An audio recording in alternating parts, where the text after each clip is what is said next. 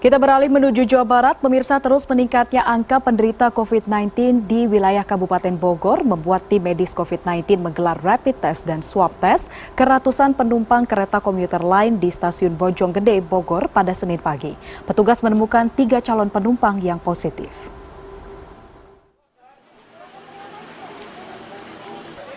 Memasuki tahap kedua pemberlakuan sosial berskala besar atau PSBB di wilayah Kabupaten Bogor, Jawa Barat, ratusan penumpang kereta api komuter lain jurusan Bogor-Jakarta menjalani pemeriksaan kesehatan oleh gugus tugas COVID-19 Kabupaten Bogor. Ada 3 orang calon penumpang kereta yang positif. Ketiganya langsung menjalani proses karantina.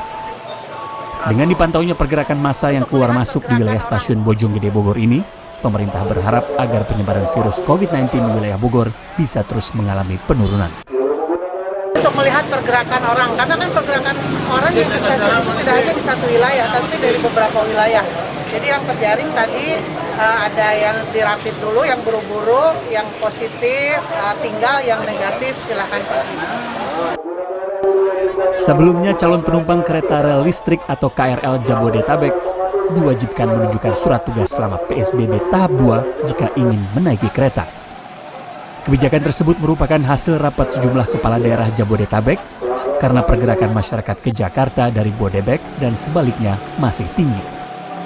Pengecualian penumpang berlaku bagi pekerja 8 sektor strategis yang masih diperbolehkan untuk tetap bekerja dan menggunakan moda transportasi KRL. Tim Liputan CNN Indonesia. Masih dari Jawa Barat, pemirsa, pemerintah Kota Bekasi mengumumkan hasil tes PCR di 3 dari 12 pasar Kota Bekasi yang digelar pada Minggu pagi. Hasilnya 2 orang positif COVID-19. Pemkot Bekasi pun memperluas tes PCR menjadi 14 pasar di 12 kecamatan. Hal ini disampaikan Wali Kota Bekasi Rahmat Effendi di Posko Sekretariat Gugus Tugas COVID-19 pada Senin pagi. 2 orang yang positif COVID-19 ini merupakan warga Kabupaten Bekasi dan Kabupaten Bogor. Atas temuan ini, Pemkot Bekasi telah berkoordinasi dengan pemerintah daerah terkait untuk mengevakuasi keduanya. Pemkot Bekasi juga melakukan tracing terhadap siapa saja yang berkaitan dengan kedua orang tersebut. Dengan adanya klaster pasar ini, Pemkot Bekasi membentuk gugus tugas khusus pasar yang akan memantau penerapan protokol COVID-19 di pasar-pasar, termasuk pembatasan operasional pasar. Jadi 2 itu bukan penduduk Kota Bekasi. Pertama yang dia berinteraksi di situ pasti di tracking, pasti dicari dia.